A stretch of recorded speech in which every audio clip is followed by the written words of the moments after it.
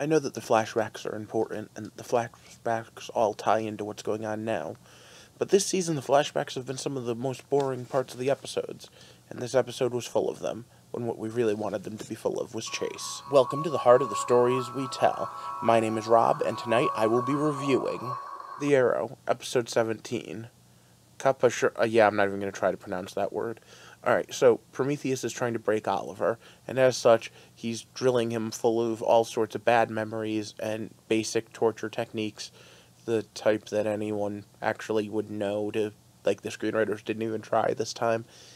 And to be honest, this is such a blah plot that I'm sorry to see the name Prometheus dragged into it. The basic concept is that Adrian Chase, whether it's an assumed name or not, is basically all sorts of homesick because his daddy got killed. But let's get into specifics. So once again, it's stop. Spoiler time. So instead of following our normal group of heroes and our normal plotline, we're mostly following the Bratva. And the Bratva are going against the Red Star. And Malcolm Merlin is there because we need to tie it back into the Arrowverse somehow. Now, the worst part is that they're actually doing some pretty good superhero work over there. You know, the stuff that we're not seeing in the main line because reasons. But okay, so forget Prometheus, we have Red Star instead. And Red Star's plan is to overthrow the entire government, and in doing so, put himself as, like, emperor of the USSR.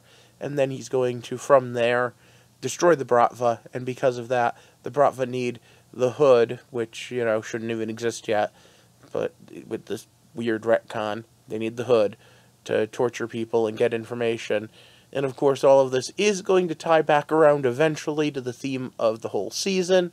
You know, the hypocrisy that is Felicity Smoke shouldn't be keeping secrets. But of course, we can't just have all the regular things that Oliver's already done that are very questionable at best, that are definitely illegal vigilante keeping secrets types. No, we needed to make him even worse. So we needed him to become something else in Russia, where that something else is not just my something else is a vigilante, my something else is a super criminal, a torturer extraordinaire. So let this be a lesson to all of you out there. If you actually did nothing wrong so far, maybe someone will retcon it so that you can actually be guilty of the crimes that someone else is going to report you for. Or, possibly, you always were guilty of several of these things anyway, but they needed to make it seem even worse because you're a protagonist, and as such, they needed to kick it up a notch to make sure everyone in the audience knew, ooh, Ollie did messed up real bad, even though he messes up real bad all the time. Now, my personal opinion is this episode should have been a Team Arrow episode. We should have seen Terrific and Wild Dog and Black Canary, and everyone searching for Oliver intermixed with the torture scenes instead of all the flashbacks. And the torture scenes could have been cut down a little bit. But at the end of the day, we got, like, nothing. I mean, seriously, we know that Team Arrow is looking for him. We know that there's something else going on. But instead, this is what we get. We get torture porn, brought to you in part by Talia al Ghul and partially by Prometheus. Although, again, I'm not liking calling him Prometheus because he's nothing like the Prometheus of the comics. When we finally got to modern day, we do get an answer to one question, though, and that's the last Black Canary. And I asked about this back during the crossover, the 4-night one.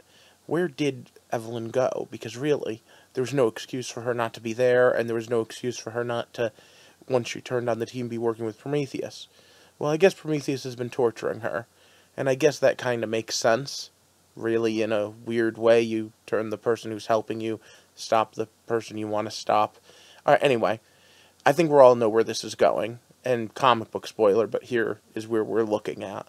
Because now we have Oliver saying, oh, I've always enjoyed killing people. It's why I do this. What do you think? Do you think that's a fair interpretation of what's gone on for the last 5 years of Arrow? That he enjoys killing people? Or do you think maybe that, like a police officer, sometimes he just has to kill? Now, there is a hypocrisy to this, and it's a hypocrisy I've been talking about all season now. Because realistically, when you look at the other characters around him, Diggle and Wild Dog both shoot guns, but when Vigilante does it, nope, that's wrong.